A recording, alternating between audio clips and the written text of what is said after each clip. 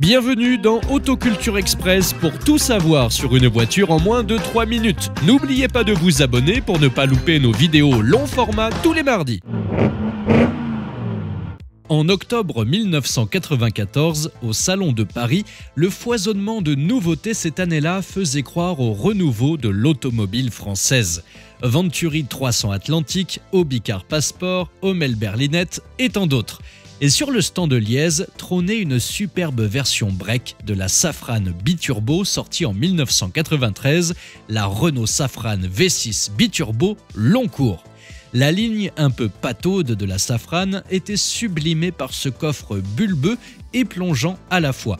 Malheureusement, elle ne sera jamais lancée en série, mais des années plus tard, la mode des berlines coupées ou des berlines break de chasse prouvera que Liège avait raison trop tôt.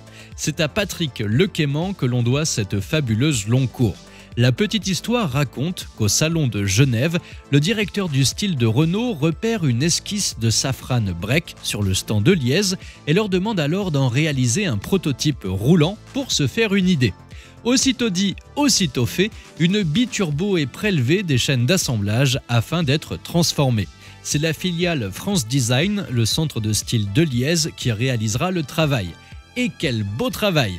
Aperçue dans la presse courant 1994, elle est présentée au Salon de Paris et fait chavirer les foules. Sa ligne est superbe, équilibrée, sa teinte originale va bien avec son nom évocateur de grand voyage et d'espace et son luxe intérieur en jette. Comme ses sœurs biturbo, elle dispose d'une transmission intégrale, du V6 PRV revu et corrigé par Hardge, développant 250 chevaux grâce à ses deux turbos.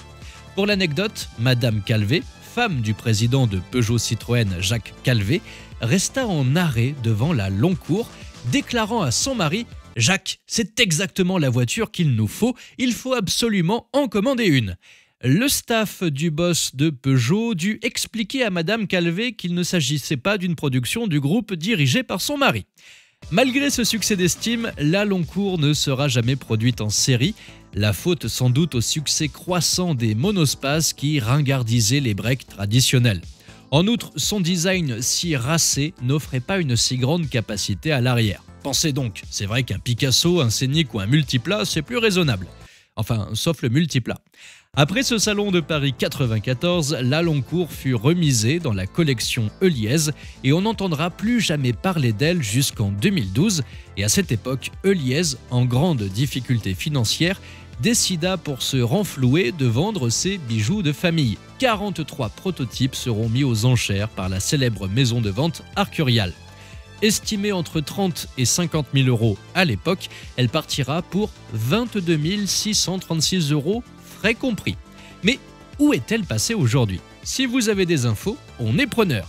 Merci à tous d'avoir regardé cette vidéo. N'oubliez pas de vous abonner, de partager et on se donne rendez-vous tout de suite dans la prochaine vidéo. Ciao!